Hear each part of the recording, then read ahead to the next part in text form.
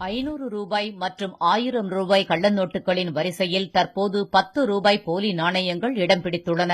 அரசால் வெளியிடப்பட்டுள்ள ரூபாய் 10 நாணயங்கள் பொதுமக்களை கவரும் அதே நேரத்தில் அவற்றில் வெளியிடப்பட்டுள்ள போலிகள் பொதுமக்களை அச்சுறுத்தி வருகின்றன. ரூபாய் 10 நாணயங்களில் போலிகள் வெளியிடப்பட்டுள்ளதாக கடந்த மாதம் போலீசார் தகவல் வெளியிட்டுள்ள நிலையில் ரூபாய் 10 நாணயங்களை பெறவே வட மாநிலங்களில் சிறு வியாபாரிகளும் பொதுமக்களும் தயக்கம் காட்டி வருகின்றனர். இந்நிலையில் போலி நாணயங்களை அடையாளம் காண சில வழிமுறைகள் வெளியிடப்பட்டுள்ளன. அதன்படி உண்மையான நாணயங்களில் மேல் பகுதியில் 10 கீற்றுகள் மட்டுமே இருக்கும். போலி நாணயங்களில் 15 கீற்றுகள் இருக்கும்.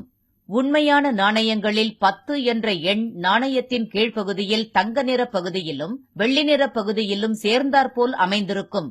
போலி நாணயங்களில் 10 என்ற எண் வெள்ளி நிற பகுதியில் மட்டும் அமைந்திருக்கும்.